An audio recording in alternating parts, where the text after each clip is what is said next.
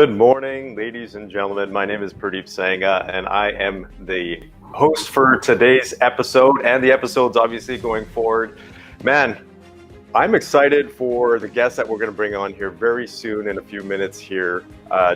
And it's very timely that we have such, you can say, an enthusiastic and educated and very, I would say, well-spoken individual to join us on this topic here today because of what we experienced yesterday. So I think most of you know that I'm Canadian, but I do a lot of business in the U.S., a lot of family in the U.S. I travel to the U.S. quite a bit.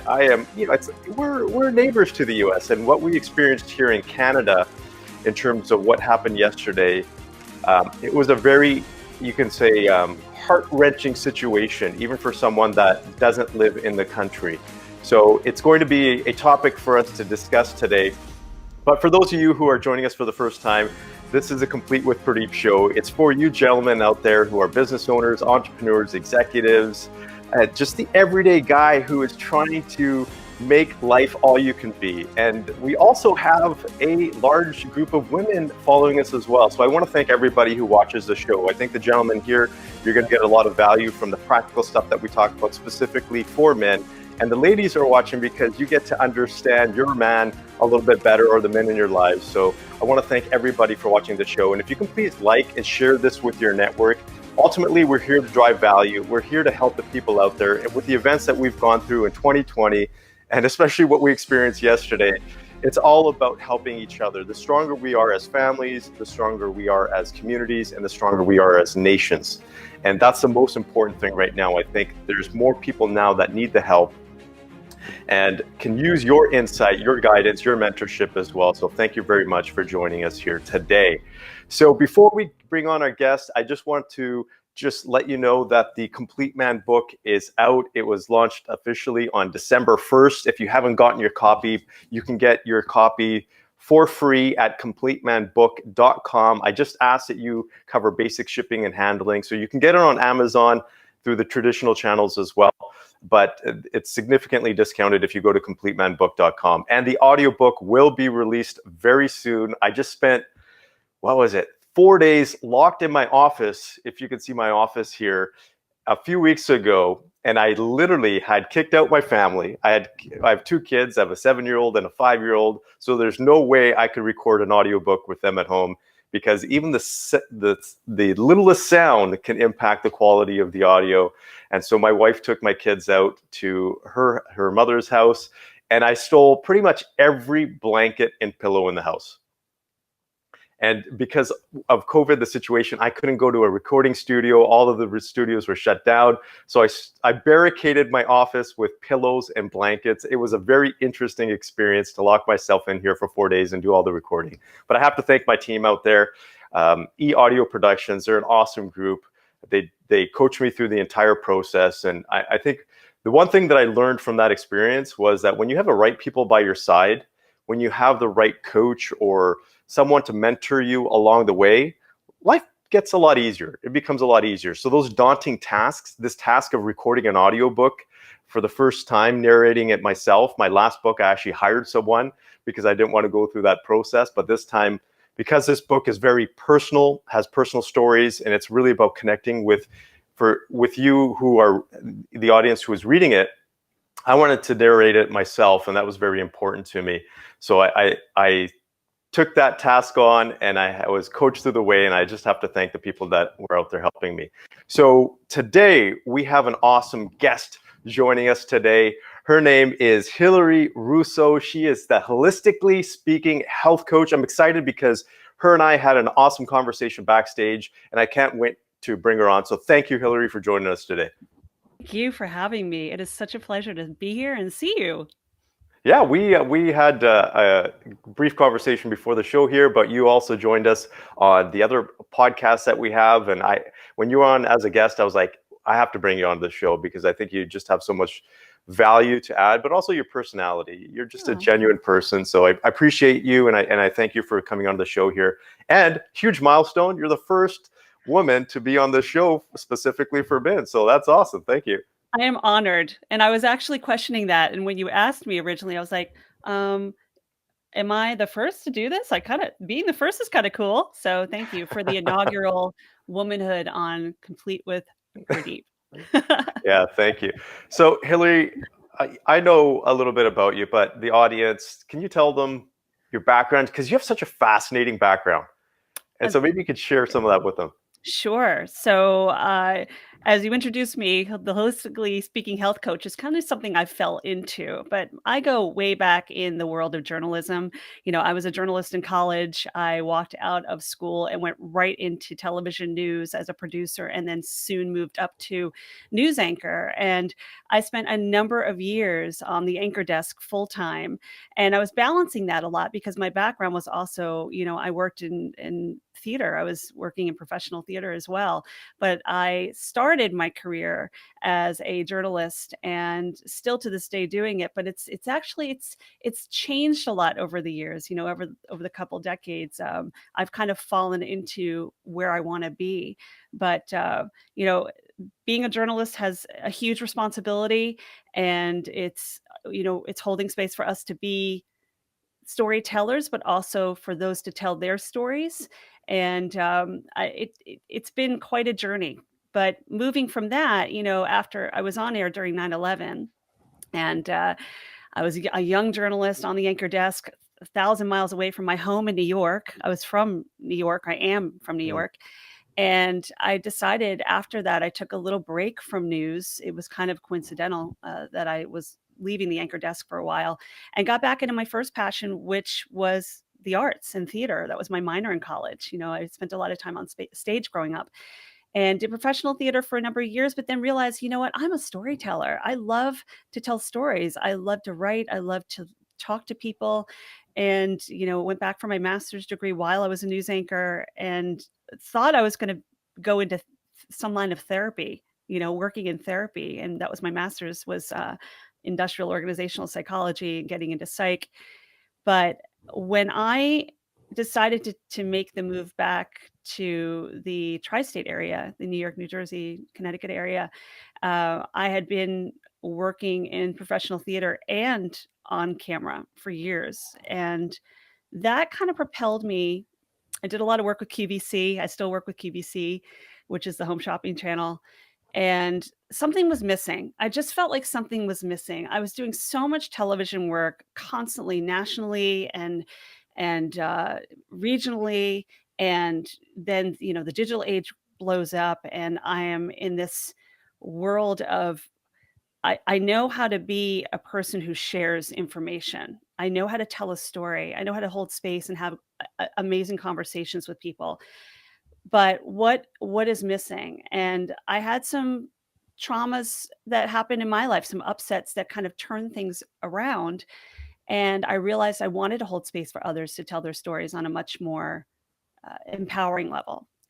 So my dad was sick my whole life, and I think health was always a huge part of my being.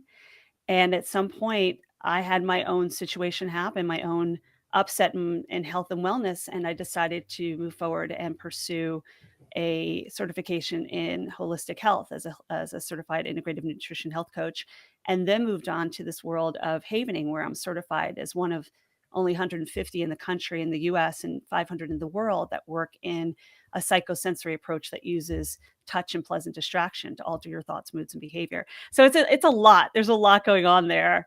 But when people say, "Oh, you've changed careers," I'm like, "No, I've just added to my toolbox. I'm still a journalist, but I focus on health and wellness stories, and I'm Mhm. still in holistic health every day because I live holistically speaking, and I also am an advocate for mental health and work with clients one-on-one in the field of holistic and mental health to help them realize that we all have a story, but we don't if we're not happy with the story that we are telling ourselves, which we tend to do that, we constantly re-traumatize ourselves with things that have happened in our lives. We have the responsibility to ourselves to change the narrative. And that's kind of what brings me here today. Mhm. That's awesome. And you also have a military background as well that you were talking about. I do. I do. I'm not being active duty myself, but I was married for over a decade to a military. member, served 25 plus years in the military, and we were together while he was both enlisted and then went through the boot camp and went into officer candidate school. So I've seen both sides of the fence as both a military dependent, as a uh, non-commissioned, and also as an officer. And that too comes with a responsibility. I didn't know anything about the military. I grew up in Westchester County, New York.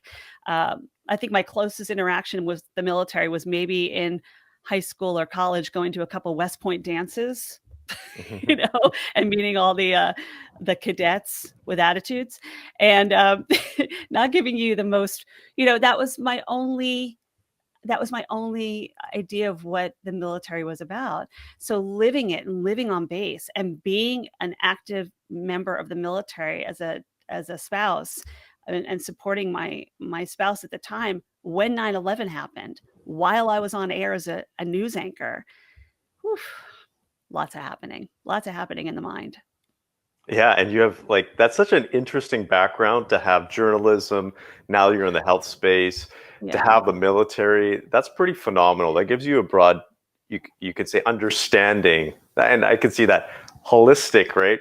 Holistic, yeah, yeah, Approach to holistic. things. Definitely. And, I wish I had some of the tools then that I have now, because being a young journalist and having to balance my own career, which a lot of times, you know, what I noticed in the military, especially with the non-commissioned officer spouses, is that you really are living your spouse's life. The military is what they're married to first, I gotta say. Uh, and when you're non-commissioned, a lot of those spouses, which were a majority women, there were some male spouses, dependents. I really hate that term dependents, but that's the term that's used, were mainly women, and a lot of them were not, didn't have education like I did. They might have had a college degree, but I was a master's working on my career. And so we were balancing two careers, with the main career really being in that environment, the one who was the military member. Hmm. So I was spending a lot of time making sure I didn't lose sight of my purpose, you know? And I also was an executive on the in the Officer Spouses Club. So I felt that I was always connected with people, listening to people, being a part of their journey. How can I support you? Without being a therapist, without being a coach at the time, I was doing the work already, plus balancing my career as a journalist, which I had to be very careful, because there were times I would be asked, "What do you know? What have you found out?" And I'm like, I can't talk about that. That's pillow talk. What my Hmm. husband was sharing with me, and obviously it can't be everything, because they have their own loyalty to the service. I had to be really careful about that. And then the responsibility I had to viewers too, because as a journalist, a credible journalist that people were tuning in to watch, I needed to be clear and concise and confident and composed and reliable and authentic, and have integrity. And as in my 20s, when 9/11 happened, I think I was 29, um, you can't lose it on air, even though we knew nothing of what was going on. We were being trusted to share the word, or to share what we knew, which wasn't much when 9/11 happened that day. And yeah, I mean, it taught me a lot when that happened. That was probably one trauma in my life that I can still use today and put in my toolbox, that has made me who I am today, to be the kind of leader I am, and also a college professor of journalism and broadcasting. So I use these examples with my students.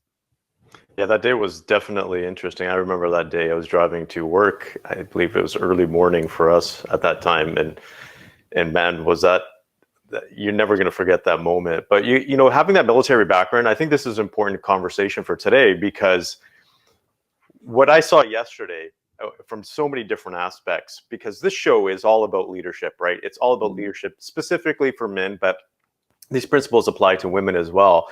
But I'm a firm believer that a lot of men have lost their way over the years, And I openly say they don't make men like they used to. Mm, Because when I look at someone like my grandfather, for example, who was in the military for decades, he was in the British Indian Army at that time and immigrated over to Canada. He is the guy that taught me a lot of things about leadership. He taught me about values. He taught me about your word as a man is your bond. And mm, I remember him saying, you know what, people could take away your education, they can take away your money, they can take away your house, they can take away pretty much everything you have, but they can't take away your values. And that's what you have to live by. And I remember hearing those words as a young boy and still having those and living to those to the best of my ability today. And yesterday, the events that we saw, and I by no means do I like to talk about politics. I actually stay away from politics as much as possible. I watch certain things just from the psychology aspect of it, specifically for men, how men behave, how they show up as a leader, because the, this is the example that we are giving the next generation, mhm, especially men. This is how they're taking a look and saying, as a man, should I be behaving like this? And yesterday I was happy to see, I was relieved to see some people stand up and actually represent themselves as leaders. I was very disappointed to see a vast majority not stand up and be leaders. And I think this is something that has plagued us for a very long time. I think leadership is something that is so important. And why I tie it to the military is because in the military, in a lot of respects, based on the experience I have through my grandfather and the people that I know, they talk a lot about leadership and about, not just morals, but principles. And that is something that we don't talk about very much as men anymore. mm. And that needs to be brought back to light here. And so it's very interesting that, we had you scheduled coming onto this show prior to the events happening yesterday. And I think it's also very interesting because what's happened is you're in the space of journalism. You've also lived in the world of military. And now you're in the space of wellness, health and wellness, and trauma, for example. And so what is your take on where we are at today based on not only the events of yesterday, but if you take a look at it from a leadership perspective? I just want to get your take. What do you think's happening? Where do you think we need to go from here? I know this is going to sound really cliche, but we're not listening.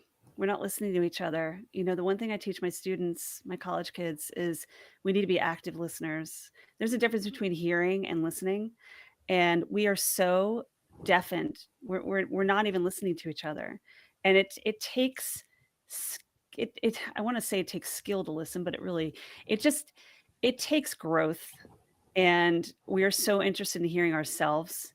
I mean, I would say that that also includes the fact that I honestly, and I'll be honest when I say this, as a journalist, I didn't even turn on the TV. I checked Twitter maybe twice yesterday, early in the day, because I'm like, I also have a responsibility to my own health and well-being.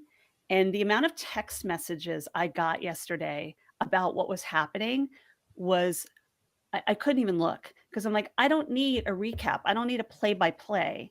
I don't, there's nothing I can do in the moment to change what's happening. We have to put our trust we have to put our trust in those who are in there at the moment, because what are we going to do? All infiltrate DC and have a big kumbaya? No, there's nothing I can do from where I'm sitting in this moment to change what is actively happening in this moment, in that moment, except maybe have thought-provoking conversations with people. If someone reaches out to me, how can I support you? Okay, that's the coach and the practitioner side of me, right? If somebody reaches out, or if someone called me and be like, Hilary, we need you to get on air, we want you to cover X. Okay, I'm supporting and sharing information, factual information, first of all, because I think we've sometimes lost sight of that with all the that we're hearing with the words fake news and how the journalists have really been torn down. I hate that. I want I want my students to feel empowered to get into this line of work if they want to be journalists. And the one thing I always say to them, and this is not something I can take credit for, but it's something I share from another really thought provoking leader, is Julian Treasure. He has this thing called the HAIL method, which is do everything with honesty, authenticity, integrity, and love. Hmm. HAIL, HAIL. And I always tell my students a play on that is whatever you do in life, whether you're a journalist, whether you're a coach, whether you're a mom, dad, whatever, give them HAIL, meaning you go into everything you do with those 4 things. And then some. There are some other letters you could probably throw into that acronym as well. But we need to listen, and we need to also take a step back, because I think, Pradeep, the best way to look at this is like with any relationship, and I share this also a lot with clients, is that when people hurt us, when we're hurt, when we're affected by something people do, that's their doing, and they're responsible for their actions. What we're responsible for as individuals, each and every one of us, is how we take that information and react to it going forward. What is the way that we're going to take that information that's thrown at us? What are we accountable for? We're accountable for how we're going to go forward. That's all we can be responsible for. So, You Hilary, if know? I could jump in there, because you're as a journalist, this is a really interesting topic because, as you mentioned before, journalists have been under fire, Yeah. especially over the last number of years here, and because you say the information that is given, right, and a lot of what I'm seeing right now, and I think a lot of people are on the same page, that information is not correct, or it's misconstrued. And then you take a look at the real information, because you talked about the facts before backstage. There's something that you mentioned, right? Facts. Yeah. And that's important. And even when people are given the facts, they don't know now whether those are the facts or those are not the facts anymore. Yeah. And what's your take on that? Where do you think we're going to go now? Because that has to stop. That has to stop, because I'm going to take a look at it from a different perspective. I'm going to take a look at it from an economic perspective. Is if we take a look at the role of the press has so many roles, the journalists have so many roles, but one of the roles is to hold people accountable. And I work with businessmen, I work with corporations, and one of the things that the press does is hold businesses accountable as well. Because if there's a business that isn't acting appropriately, is breaking regulations, is polluting the environment excessively, whatever that is, the press is there to hold people accountable. And they've shown there's a direct correlation to press, as well as economic development. Less, you can say, cheating in the government. There is a direct correlation there that shows the benefits of journalism, the direct benefits to the economy, to the environment. So where do you think we need to go now as a community to do 2 things? Because there's believing in journalism, but also holding fake journalism Yeah. to the account. So where do we go from here?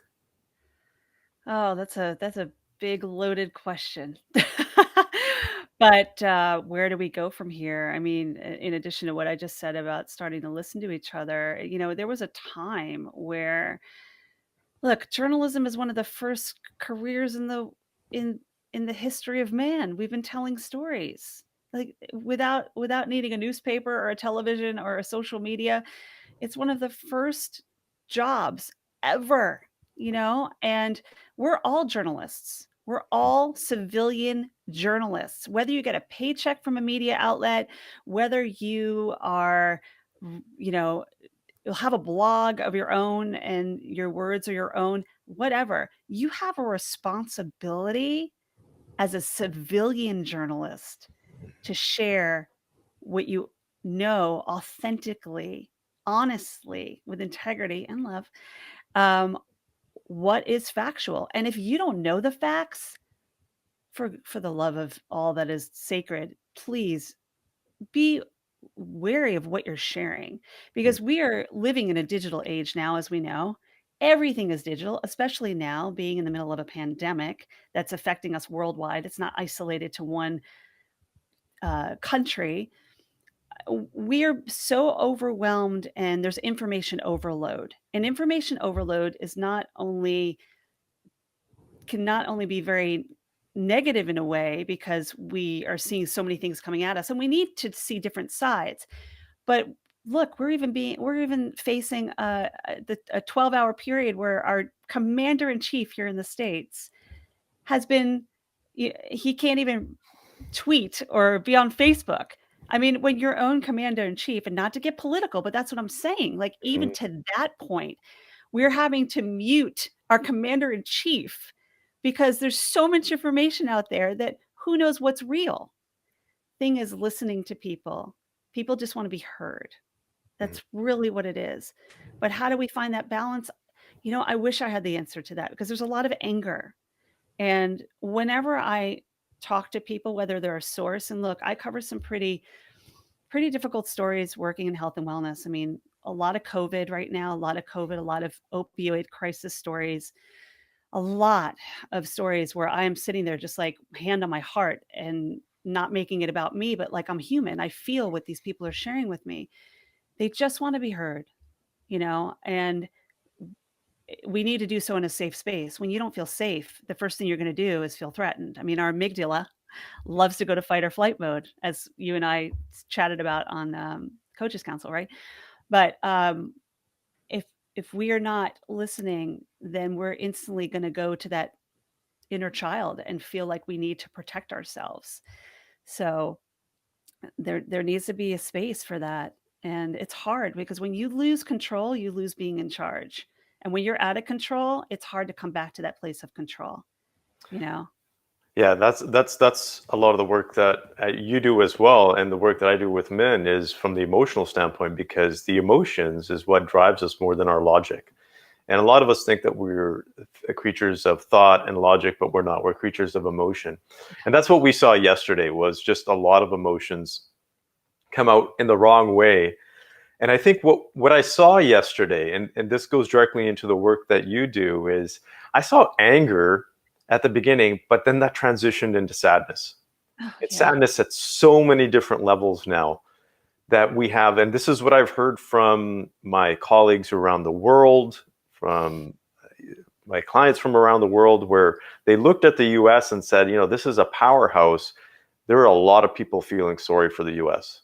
Oh, And there were a lot of people saying, like, what the heck happened to this country that almost every immigrant around the world wanted to immigrate to, because it's the land of the free, right? It's the land of opportunity. And this is the kind of stuff that happens in other countries. oh my gosh, I've said that so many times. I mean, I sit back and, watching news feeds for years as I did, and still sometimes when you check the news, you're like, "Oh, so much havoc, so much upset in X country." And now I'm thinking those countries and other countries are looking at us like that. Like, that's not here, but there's been a sense of entitlement in this country, and I think there's a boiling point and there's a tipping point, and we have gotten to a point where there's a lot of anger, and my God, it's valid. And that, I think that's the other thing when you ask me what we need to do. People, I believe, just don't feel heard. And we've seen a lot of that with Black Lives Matter. We've seen a lot of that with a lot of different groups. Every group finds some sense of persecution. And the first thing I always say to a client, or anyone that comes to me, or even a source when I'm working in journalism, is, I try to start a conversation on a positive note when I can with what's new and good, Mhm, because then it just starts you on a positive way. So, like when I have clients that are coming to me with some serious trauma and issues and upsets, I'll say what's new and good. I say it with my students before anything in the class. They know Professor Russo is going to ask that question, right? Because it instantly puts you, it it it it brings you down a little bit because you might be very activated in the moment, like, I'm going to tell this journalist what I feel. But when you say that, it almost is like, okay, let me take a deep breath. What's new and good? Well, I have a roof over my head and I have a loving family and I'm angry, but oh my gosh, I've got a really sweet cat, and I have a job, all of those kind of things. So doing that kind of takes the defense away. But then you really need to be like, I hear you. And I imagine what you're going through is really painful and difficult. And it feels like you're a teapot about to just boil, and share with me how you're feeling. I don't know if people are getting enough of that. And I think being felt like you're valid and what you have to say is valid is really important. And I mhm, don't know if we could have sat down and done a big, kumbaya at the Capitol yesterday, but that could have been avoided. And it does start at the top. If we have thought-provoking, caring leaders paving that way, then conversations might be different rather than activating conversations, you know, narcissistic conversations. We need to know how to not become unhinged, you know?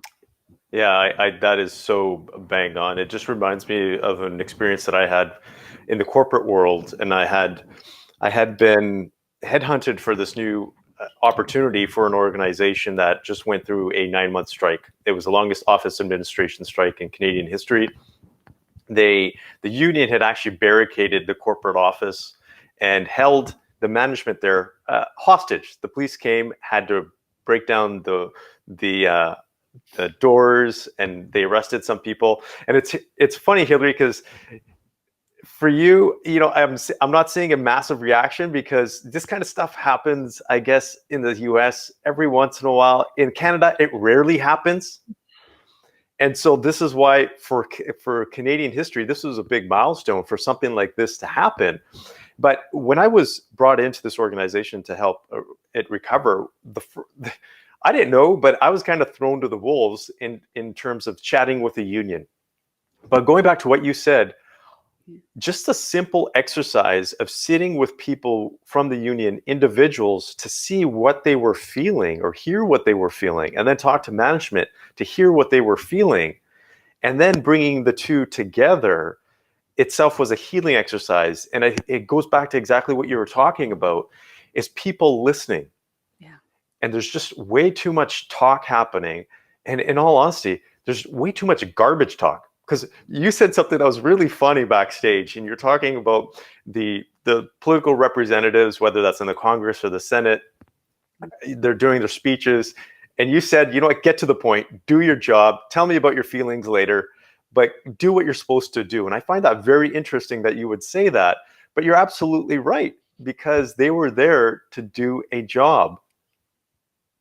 Yeah. And And given it, they were, sorry, go ahead. I was gonna say, and look, they were thrown off. I mean, they were in the middle of doing their job when everything happened, of officiate of solidifying our next president, of making some decisions and votes last night and yesterday, and they got veered for their own safety, and it should have happened that their safety is first. I don't care what you believe and what side of the fence you're on, if you're red, blue, black, white, yellow, whatever, but you they have a responsibility. So I did actively see some people sharing very personally, look, I'm glad you're okay. Awesome. But we need to get back to doing what we were doing, because, that's our constitution. We have a constitution that we have to uphold. Whether there need to be some changes to it or not, that's a whole nother story. But uh, they're there for a job. We are trusting in them to fulfill a job.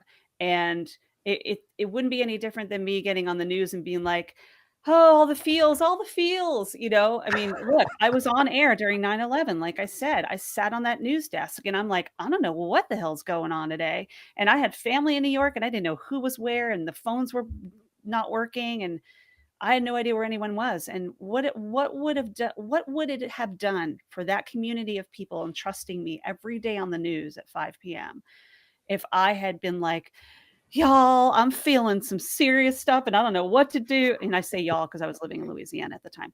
Um, but what of course, I think what I recall doing, and I guess I did have some of those tools at that time. I'm like, we're trying to find out as much as we can. This is what we know right now. We just want to let you know we're here to answer questions when they come in. Here's what we know, and yeah, and there were some times that we shared a little personal, but people are just like, they need to know that that things are being done, and where they put their faith and their trust, that that's going to happen, you know? And yesterday it was kind of like, did that happen? I don't know. I don't know if it happened. It finally happened, but there's a lot of unrest and a lot of questions that are being asked today. A lot of people went to sleep last night like, what the heck just happened? You know? Mm-hmm. And, So, and what's going to happen? Is the yeah. country going to recover? Are people going to get over their hatred? Or they're with everything that's happening. So I want to get into the work that you do, because havening. What Oh, the I love heck is havening? talking about this. I get giddy, Pradeep. So havening is a psychosensory approach, and it uses touch and pleasant distraction. So pleasant distraction could be a song that you love to sing, a place that you love to visit in your mind, creative visualization, writing, like writing a poem in your mind, whatever it is. Creative visualization is taking your thoughts somewhere positive, right? And whatever that is, we call it like the neural garden in our mind. And when you fuse that pleasant distraction together with the havening touch, which is a certain kind of touch, it's either, look, we've been doing plenty of this, washing the hands, right? Hmm. Over the last 9, 10 months, or like you're giving yourself a hug, which we're clearly not getting enough of that right now, or touching your face in a specific way. It's like giving yourself a facial. Those three areas are incorporating the havening touch, and that with pleasant distraction together. And if it's facilitated, obviously, by a certified practitioner with larger issues like traumas, you have the ability to alter your thoughts, moods, and behavior. It puts your brain in what they call a delta wave state, which is very slow moving brain waves, brings about a sense of calm. Oh man, we could have used this yesterday. If everyone was havening, this would never happen. Um, and then it does so with rapid response and tends to be permanent, depending on what the concern or issue is. And what that does is that releases the oxytocin, the serotonin, and the dopamine in the brain. Those are the happy chemicals, I like to call them. It's basically CPR for your amygdala. And where havening, and it's based on neuroscience. This isn't woo woo. This isn't like energy medicine. It's electrochemical. It's Hmm. the brain. It's your neurotransmitters and your amygdala working together, and it's saying we're good. Because look, I mentioned this before, and anyone that's taken a science class, you know what the amygdala is. It's where we go to fight or flight mode, right? So the most important thing we need to do is protect our amygdala. We call her Amy in the havening world. We make her feminine because she needs to be nurtured. So when Amy's feeling threatened, what do we need to do? Like a mother to a child, like a father to a son, or a mother to a child, you need to cradle that child and soothe them. And that's what havening does. And I guess the best way I can use it as an example, like let's just use yesterday. Let's use yesterday, shall we?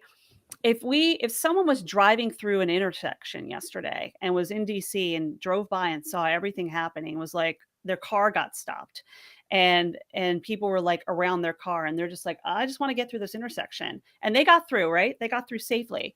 But then the next time they go through that intersection, what do you think's going to be a feeling that they feel in that moment? They're gonna feel like tense. They're gonna start. Their palms will start sweating. Their heart will start racing. That is that's coming back to an event where the landscape of your brain and the meaning behind that moment resurfaces. There's that feeling of inescapability. Those are the four things that make up a trauma: are events, meaning, landscape, and escapability. And they're just wanting to get the heck through that intersection, right? So I treat it almost like when I share with clients or people that are interested in havening, I say it's like a jack in the box. Every time you turn that jack in the box, right? You know it too, the song, the pop goes the weasel. Hmm. Hmm. Da-da, da-da, da-da, da-da. So whenever it goes pop goes the weasel, you jump back, right? If you are treating havening almost like it's the wire cutters, Jack is still going to come out. The box still opens, but what havening does is it disconnects that feeling from the brain. The event still happened, or the upset still happened, but the beauty of it is it doesn't resurface in your brain the same way it does, and it could be used in everything. It could be used in the corporate setting. I use it with big clients, people that are running some big corporations. And I use it in my classroom before they go on performing and feeling comfortable in front of the camera. It's great for stage fright, but it's good for those everyday upsets. We're living in a world right now where we're working from home. There could be dads in one room, moms in the other, kids are doing their homework. Nobody is getting an escape. Sit back and self-haven. That's the beauty. You can self-haven as well for those small upsets. Or maybe you're sitting in traffic and you're like, I'm like about to lose my mind if I have to sit in this traffic any longer. Sit there and self-haven. And it's amazing what can happen when the delta wave state comes into your brain, because it creates more focus, more clarity, more calm, and it can be used with everything, with feelings of stress, anxiety, depression, all of that can be used with havening and self-havening. And it's a very powerful tool to use at home or in the workplace. Yeah, that it sounds. I want to get back to one of the things that you talked about for trauma, but it sounds very, for a guy listening to this, there's guys like, oh, what are you talking about? So you're giving yourself a hug, you're rubbing your hands. This kind of sounds foolish, but I think this is important for men out there to understand, because if we take a look at it from a scientific perspective, as Hilary was talking about, our skin is the most, you can say, sensitive. It's the largest surface. Basically, it's the largest organ by surface area. There's a lot of receptors, and touch is so significant. And I had actually written a small blog about this last week, I believe it was, about the power of affection. Mm-hmm. Because as men, what ends up happening is that when we go through lives, we get affection through our spouse, for example, we get affection through our dog, our kids especially. And I'm going through that stage right now where a 7-year-old and a 5-year-old, I sneak into bed with them first thing in the morning and I snuggle with them, not only because that's a time for them, that they're not saying, they're not running around. They're in an open state to receive the love, so I can give them love. Mm-hmm. But I also get that love in return. I get that affection in return. And then my wife and I are very, you can say, proactive when it comes to giving each other affection in the evenings, because that's our way to connect, but it's also a way to get that energy and give that energy to each other. Mm-hmm. But what ends up happening for a lot of guys, especially highly driven guys, they're constantly on the go working. Your kids have moved away from home. You and your wife are feeling strange from some reason, or you're not connecting. You're not getting that physical affection. And that is, I'm going to say that's detrimental. That is tough, because we are social beings. We are there to connect, especially touch and feel. So in a way, Hilary, what you're talking about to me, and I'm not an expert in your realm, it sounds like you're giving yourself self-affection to a certain degree. Absolutely. Look, if we're not taking care of ourselves, and as I always say, be kind to your mind. I mean, that's what I use all the time. If we are not being kind to our mind, how in the world do we have the capacity to be truly kind to others when we are not serving ourselves first? And if you don't have to call it a self hug, I get it. Look, you want a little fun fact here? I was the general manager and publicity and media director for a semi-pro football team for a couple of years. Back in the day, while I was living in North Carolina at the time. I mean, these guys were like Air Force guys and regular everyday guys from the street living in the town that I lived in. And these guys, everyone has a capacity to love and feel and connect. And I had these guys reading children's books as charity to kids, and connecting and doing like car washes and just connecting, because a lot of these guys were not getting that. And look, this is even before 9/11, right?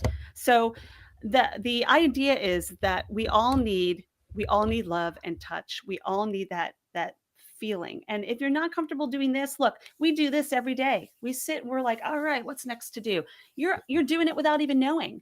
But what it is when you're doing the self-touch and you're creating that awesome happy dance in the brain, when you pair that with the pleasant distractions or affirmations like, all right, I got this today. This meeting is mine. I am confident. I am cool. I'm collected. I'm going to make contact with people today. I am a connector. Use whatever I am statement you want along with the havening touch, and you will see amazing things happen, because you can't be in a state of depression or upset when you're in a state of gratitude. When you're in a state, you can't harness those two things at the same time. So why not pick gratitude? Why not pick joy? Why not try taking your brain there and see the unbelievable thing that happens? And I do work with high powered men and women, and I've seen a change, because when I work with the corporate environment, you find that people just want to be heard. We're doing it all the time. We're in these breakout rooms now in Zooms. People are like, share who's somebody you're grateful for. We have to start asking different kinds of questions. Mm-hmm. Get away from it being all shop talk and work talk, and get to know the person in the breakout room. Get to know the CEO of the company needs to sit down and start getting to know the people that work with him. I'm not even going to say for him, because it really should be your work. If it wasn't for this guy at the top, this guy wouldn't be at the top if it wasn't for all those people that are around him, right? Or her. So I use him because I know this is predominantly a male audience, but guys and gals out there, it's a teamwork. And like you said, Pradeep, it's a community, you Mhm. know? So it's something we really need to think about, is the kind of conversations we're happening. And the whole manly thing and stuff, that it happens with women too. Some women get to the point where like, "Oh, that's, I'm if I show weakness, then I'm never going to get to the top in this man eats man world." And it's like, no, no, no, dear, that's not how it works. No. I mean, Yeah. it's not for man or woman or whatever you consider yourself or identify with. We're all in this together. So let's get together, you know? I'm interested to know the four things that you talked about for trauma that you Yeah. mentioned. Yeah. Meaning, could you quickly just go through those again? The four Sure. elements? So the four elements are, we call it Emily in the havening world. And basically, for something to be a trauma, to be encoded as a trauma in your brain, an event needs to take place. There needs to be a meaning behind it. You're giving it meaning, the landscape around all that. And then there has to be this feeling of inescapability. Like, I'm trapped. I can't get out of here.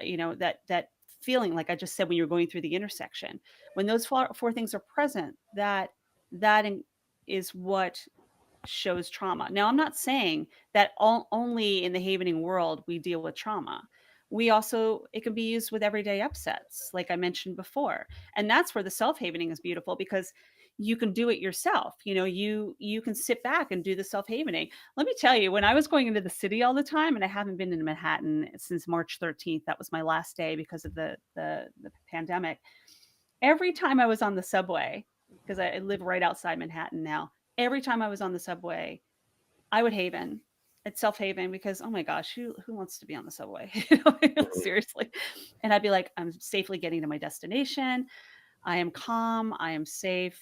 The train will make it from point A to point B. I'm going to have a productive day. And I would sit there and haven for like 25 minutes. And most people don't know what I'm doing. They might just think I'm keeping my hands warm, right? I'm not sitting there like self-hugging myself.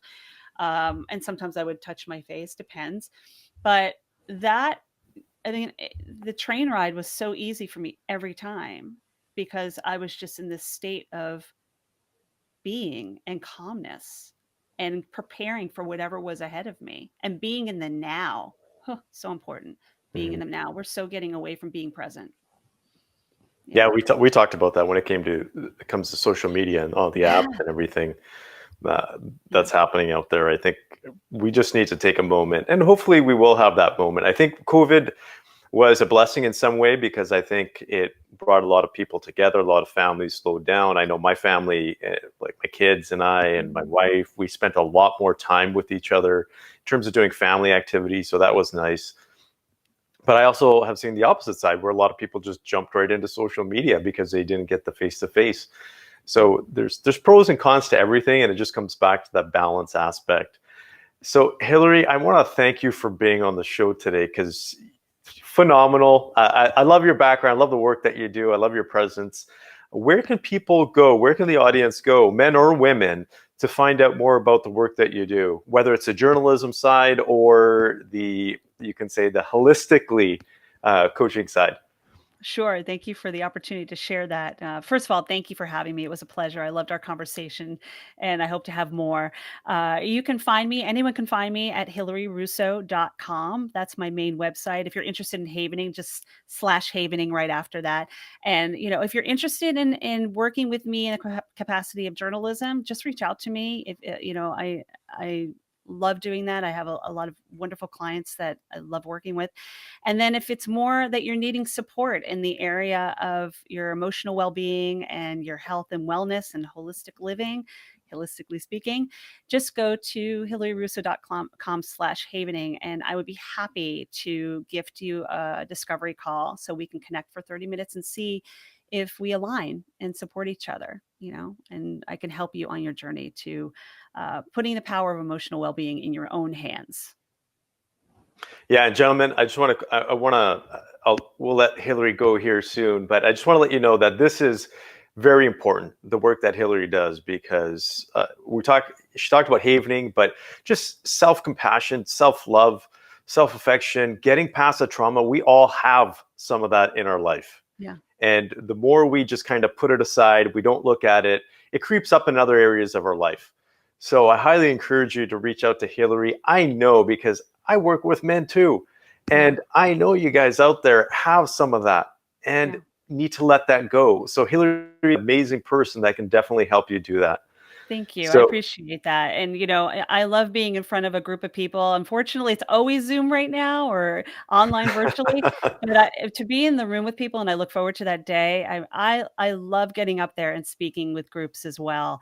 I just want to leave people with a message that to touch, move, and inspire them to be the best they can be. It really, it's a powerful tool to serve others and know that you have that responsibility. And I take that seriously, and I just, you will be impacted. I will say it that way. that's awesome. Thank you so much, Hilary. Thanks And for I'm sure we'll have you back on the show. Thank you. I look forward to it. Take care. So there you go. You just saw Hilary Russo there, just an awesome person, an awesome woman. One thing that stood out for me the most when she was talking was her concept of hail. I think that's absolutely phenomenal. I'm going to use that. I'm going to steal that from her. Honesty, authenticity, integrity, and most importantly, love. I think that word in itself, that acronym, is going to stand with me. I'm going to take that forward from our conversation. I hope you do as well. Those 4 elements are so critical right now for us to come together as people, as a community, as I mentioned before. So thank you. Again, I just want to let you know that the Complete Man book is available. You can get it on Amazon, or you can go to completemanbook.com and get your copy there. The one thing I forgot to do was bring our main man backstage up front here to share some tunes with you. Elio, are you there, man? Oh, yeah. And let me tell you something before we go. Talking about the complete book. Hey, I'm telling you, talking about leadership, talking about reaching the next level, you should know, you must get this book. I'm telling you, do it for you, do it for your family, do it for your country, do it for yourself. Get this right now. How about that, Purdeep? That's awesome. So do you have some tunes there for us? Are you? Let me fire it up a little bit because I want Hilary maybe backstage. So I normally do like a jingle, something, but my intro for Purdeep it is complete with